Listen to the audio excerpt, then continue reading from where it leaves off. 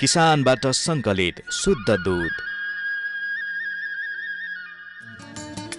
अत्याधुनिक प्रविधिबाट प्रशोधित,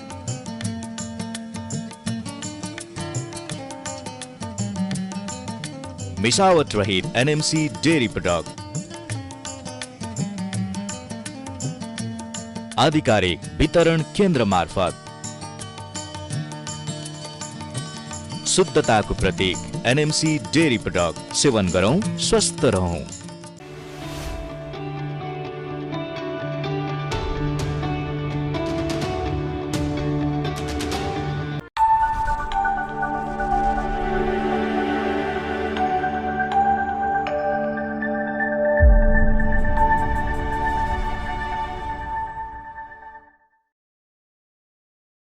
आदरणीय दर्शकवृन्द, नमस्कार तथा न्यानो सहकारी अभिवादन। नेपालको सहकारी अभियानलाई अग्रगति प्रदान गर्न तथा सहकारीको अन्तर्राष्ट्रिय सिद्धान्तलाई सार्थक बनाउन सहयोग पुगोस् भन्ने उद्देश्यका साथ यो कार्यक्रम उत्पादन गरिएको छ। हरेक महिनाको पहिलो र तेस्रो बुधबार बेलुकी 8:30 बजे सूर्योदय टेलिभिजन र हिमशिखर टेलिभिजनबाट कार्यक्रम साझा सहकारी मञ्च एकसाथ प्रसारण हुने गर्दछ। यो सँगै www.sajamanch.com, साझा मञ्चको अफिसियल फेसबुक पेज र युट्युबबाट पनि अहिले एकैसाथ कार्यक्रम साझा सहकारी मञ्च प्रिमियर भइरहेको छ। साझा सहकारी मञ्चको आजको अङ्क मेची बहुउद्देश्य सहकारी संस्था लिमिटेडका विषयमा केन्द्रित छ। हरेक वर्ष साउन 28 गतेदेखि साधारण सभा कार्यक्रम सुरु गरी भदौ 12 गते सम्पन्न गर्दै आएको संस्थाको सो कार्यक्रम सम्बन्धी समाचारको प्रस्तुतिलाई पहिलो सेगमेन्टमा प्रस्तुत गरिनेछ भने दोस्रो सेगमेन्टमा मेची बहुउद्देश्य सहकारी संस्थाबारे तयार पारिएको एउटा रिपोर्ट प्रस्तुत गर्नेछौँ। पहिलो सेगमेन्टमा प्रस्तुत छ मेची सहकारी संस्थाको 28औं वार्षिक साधारण सभा सम्बन्धी यो समाचार। मजदुरलाई रिक्सा मालिक बनाउने सङ्कल्पका साथ सेवा सुरु गरेको दमक स्थित मेची बहुउद्देश्य सहकारी संस्थाले 25 वर्षपछि आफ्ना सदस्यहरूलाई घर मालिक बनाउन सफल भएको छ। संस्थाको 26औं वार्षिक उत्सव तथा 28औं वार्षिक साधारण सभाको पूर्व सन्ध्यामा साउन 28 गते वार्षिक प्रतिवेदन प्रस्तुत गर्दै संस्थाका अध्यक्ष नारायण प्रसाद भट्टराईले सदस्यहरूलाई घर हस्तान्तरण गर्ने योजना पुरा हुने चरणमा रहेको जानकारी दिनुभएको हो। संस्थाको दमक स्थित प्रधान कार्यालयमा झापा, मोरङ, सुनसरी र इलामका पत्रकारहरूको उपस्थितिमा प्रतिवेदन सार्वजनिक गर्नुहुँदै आफ्नो संस्था सहकारीको मापदण्ड अनुसार चलिरहेकोले कुनै पनि जोखिम नभएको र वित्तीय रूपमा मजबुत रहेको अध्यक्ष भट्टराईले बताउनुभयो। संस्थाको लगानीमा 57वटा आवास निर्माण गर्ने कार्य अन्तिम चरणमा पुगेको जानकारी दिनुहुँदै अध्यक्ष भट्टराईले भन्नुभयो, 80% काम पुरा भइसकेको छ, अब 2-4वटा मात्रै घर बिक्री हुन बाँकी छन्। सदस्यहरूलाई घर मालिक बनाउने योजनाहरू सो कार्यक्रम सञ्चालन गरेको बताउँदै अध्यक्ष भट्टराईले संस्थाले उर्लाबारीमा सहकारी बजार निर्माण गर्ने योजनाका बारेमा समेत सो अवसरमा जानकारी गराउनु भएको थियो। हामीले दमकको वडा नम्बर 4 यहाँबाट पश्चिम जाँदा चिया बगान क्रस गर्ने बित्तिकै हाइवेबाट 700 मिटर उत्तर 2 बिघा जग्गामा 57वटा घर निर्माण गरेर सदस्यहरूलाई घरको मालिक बनाउने योजनाका साथ हामीले 80% काम सम्पन्न गरेका छौँ। हामीले चाहेका छौँ कि जो सदस्यहरू वर्षौँदेखि अर्काको घरको भाडा तिर्नुहुन्छ तर त्यो घर कहिले आफ्नो हुँदैन, हामीले त्यो भाडामा अलिकति पैसा एड गरेर सदस्यलाई घरको मालिक बनाएर बिस्तारै बिस्तारै बिस्तारै उहाँले तिर्दै जाने गरेको वातावरण कार्यक्रम हामीले अगाडि बढाएका छौँ। सहकारी बजार निर्माण हामीले उर्लाबारीमा जमिन खरिद गरेका छौँ। हामी त्यहाँ व्यावसायिक रूपमा सहकारी बजारको निर्माण गर्न चाहन्छौँ। सहकारी संस्थाहरूले आफै बजार निर्माण गर्ने, आफै व्यवस्थापन गर्ने, आफै सञ्चालन गर्ने र सदस्यहरूलाई त्यहाँ आकर्षित गर्ने कार्यक्रम अन्तर्गत हामीले बजार निर्माण गर्ने प्रस्ताव गरेका छौँ र हामी यसलाई तुरुन्तै मूर्त रूप दिने कुरा पनि यहाँबाट निवेदन गर्न चाहन्छु। प्रतिवेदन सार्वजनिक कार्यक्रममा संस्थाका प्रमुख कार्यकारी अधिकृत खोम प्रसाद बगालेले संस्थाले गत असार मसान्तमा गरेको कारोबारको वित्तीय विवरणहरू जानकारी गराउनु भएको थियो। उहाँले सदस्यहरूले पाउने सुविधा, राज्यलाई संस्थाको तर्फबाट बुझाइएको कर राजस्व मार्फत गरिएको योगदान आदि विषयमा प्रकाश पार्नुभएको थियो। सदस्यहरूलाई वर्ष हामीले सेयर लाभांशमा 13% हामी 13.5 हुन्छ, हामीले 13% दिने गरी फाइनल निर्णय गरेका छौँ। कारोबारीको आधारमा संरक्षित पुँजीकोष बचत कर्तालाई कारोबारको आधारमा 4% र कर्जा लाने सदस्यहरूलाई कारोबारको आधारमा 3% चाहिँ संरक्षित पुँजीकोषबाट वितरण गर्ने गरी हामीले निर्णय गरेका छौँ। शल्यक्रिया सुविधाबाट 406 जनालाई 27,59,744 रुपियाँ जुनसुकै शिक्षकमा जतिसुकै पटक अपरेसन गरे पनि हामी सदस्यहरूलाई दिने गरेका छौँ। त्यो चाहिँ जन्म वर्षलाई 27,59,744 भएको छ।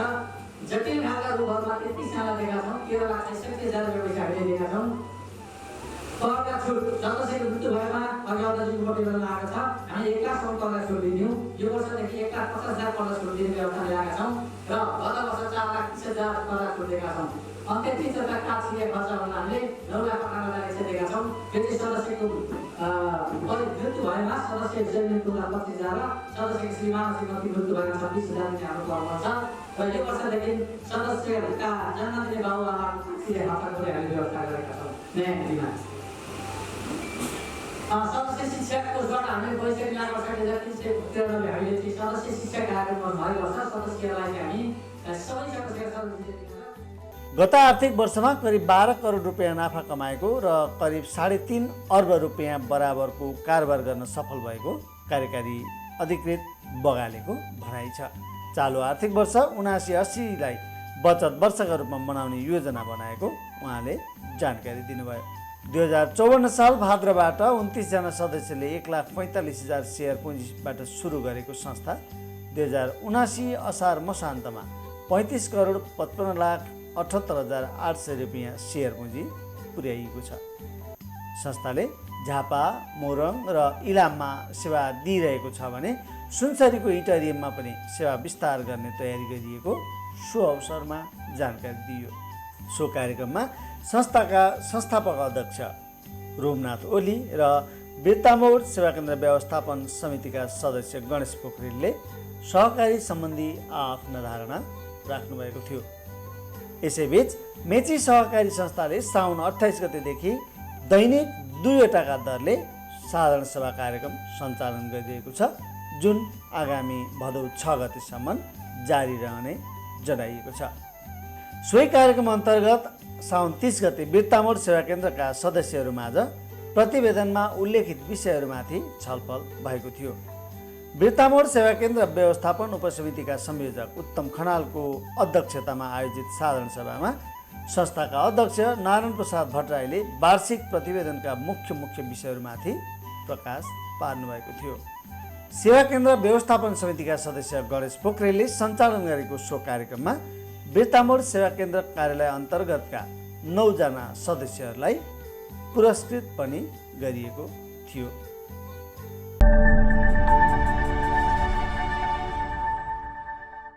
दर्शकवृन्द, आजको अङ्कको दोस्रो सेगमेन्टमा हामी मेची बहुद्देश्य सहकारी संस्थालाई केही नजिकबाट चिनाउने प्रयास गर्नेछौँ। सहकारीका अनेकन सन्दर्भहरूमा र पूर्वको सहकारी अभियानहरूमा पृथक कार्यक्रम सञ्चालन गरेर अग्रणी बन्दै आएको मेची सहकारी संस्थाका बारेमा आज हामी केही विषयहरू उठान गर्नेछौँ। केही फरक काम गरेर अभियानको ध्यानाकर्षण गराउन सफल मेची बहुद्देश्य सहकारी संस्था अन्तर्राष्ट्रिय सहकारी दिवस 2022 को सन्दर्भमा राष्ट्रिय सहकारी महासङ्घबाट हालै पुरस्कृत समेत भएको छ। मेची बहुद्देश्य सहकारी सम्बन्धी यो एउटा रिपोर्ट अबको प्रस्तुतिमा। झापाको दमकमा मुख्य कार्यालय रहेर मोरङ र इलाम जिल्लामा समेत सेवा प्रवाह गरिरहेको मेची बहुद्देश्य सहकारी संस्था लिमिटेड केही रचनात्मक एवं पृथक काम गरेर सहकारी अभियानमा फरक परिचय बनाउन अग्रसर छ।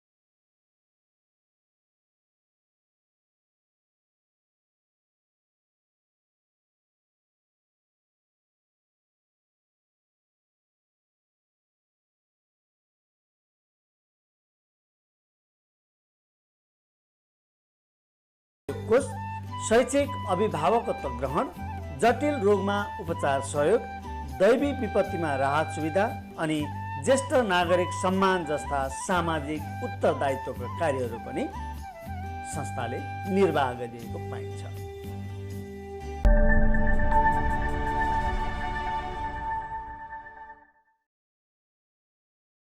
प्रिय दर्शक, यिनै प्रस्तुतिहरूसँगै कार्यक्रम साझा सहकारी मञ्चको निर्धारित समय सकिएको छ। प्रस्तुत कार्यक्रम बिहिबार, शुक्रबार र शनिबार बिहान 10 बजेदेखि दिउँसो 12 बजेसम्म दुईवटै टेलिभिजनमा दुई पटक पुनः प्रसारण गरिनेछ। साथै www.sajamanch.com लगइन गरी तपाईँले चाहेको समयमा यो कार्यक्रमलाई विश्वभरबाट हेर्न सक्नुहुनेछ। साझा मञ्चका सम्पूर्ण प्रस्तुतिहरू युट्युबमा पनि उपलब्ध छन्। हवस् त, यतिन्जेल कार्यक्रम हेरेर साथ दिनुभएकोमा तपाईँलाई धेरै धेरै धन्यवाद। कार्यक्रम साझा सहकारी मञ्चको सम्पूर्ण युनिटसहित कार्यक्रम प्रस्तुता मलाई पनि बिदा दिनुहोस्। नमस्कार, जय सहकारी।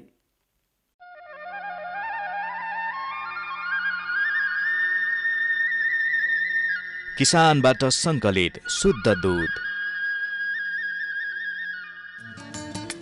अत्याधुनिक प्रविधिबाट प्रशोधित,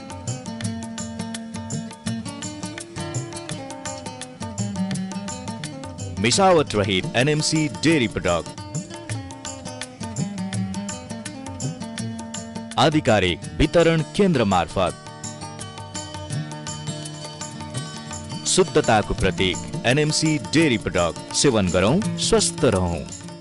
श्री सतासी बहुमुखी सहकारी संस्था लिमिटेडको पूर्ण स्वामित्वमा सञ्चालित सतासी डिपार्टमेन्ट स्टोर दैनिक उपभोग्य सामग्री, पूजा सामग्री, गिफ्ट आइटम, कस्मेटिक आइटम, खेलौना, पेय पदार्थहरूका साथै सम्पूर्ण घरायसी सामग्रीहरू सुपथ मूल्यमा खरिद गर्नका निम्ति हामीलाई सम्झनुहोस्। सतासी डिपार्टमेन्ट स्टोर, कृषि थोक चोक, बेतामोड 5 झापा। Phone number 023 540 587।